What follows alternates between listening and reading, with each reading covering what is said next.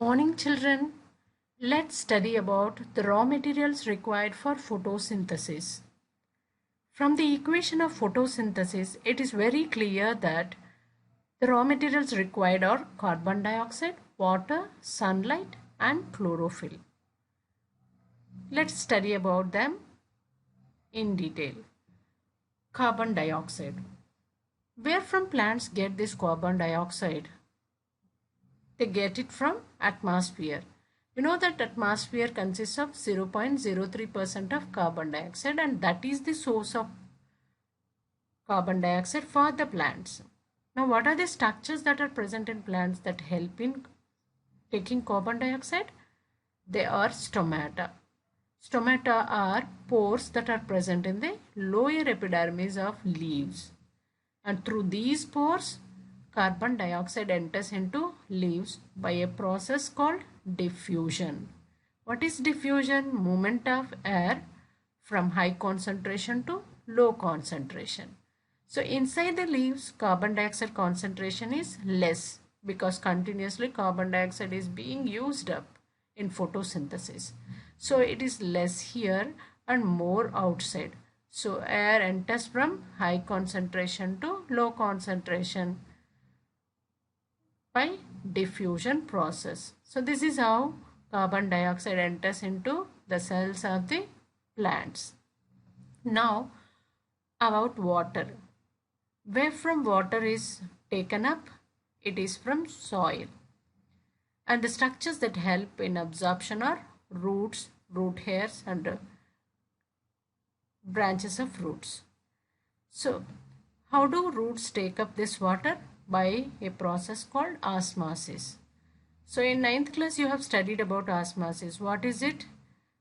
Movement of water or solvent molecules from high concentration to low concentration through semi-permeable membrane. So that is what is the situation here. Water is more inside the soil when compared to the body of the plant, and the root hair cells provide the semi-permeable membrane.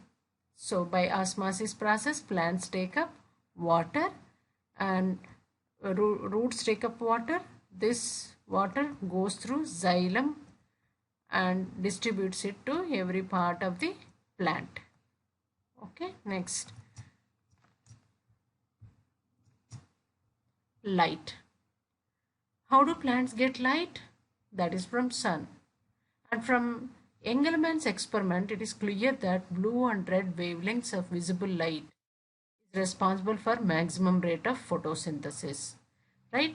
And now, who are the absorbers, or which are the receptors of light inside the plants? It is chlorophyll molecules.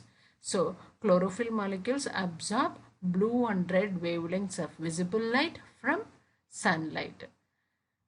This picture is simply showing that absorption of light is more during the wavelengths of violet and violet blue, orange, red.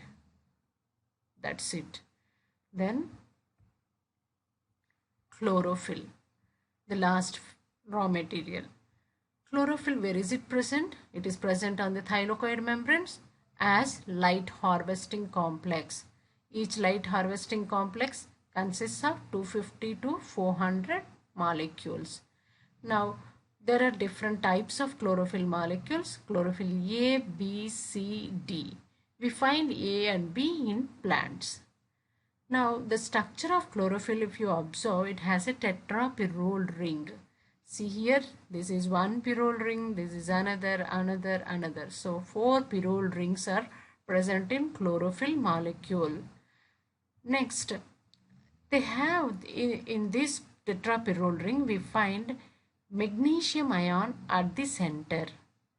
Same type of structure we find in another biological molecule called as heme, which is a part of hemoglobin. So this is the heme portion of hemoglobin. The structure is very similar to chlorophyll except that it contains iron at its center. But in case of chlorophyll, we find magnesium at the center. Got it? So this is about the raw materials required for photosynthesis.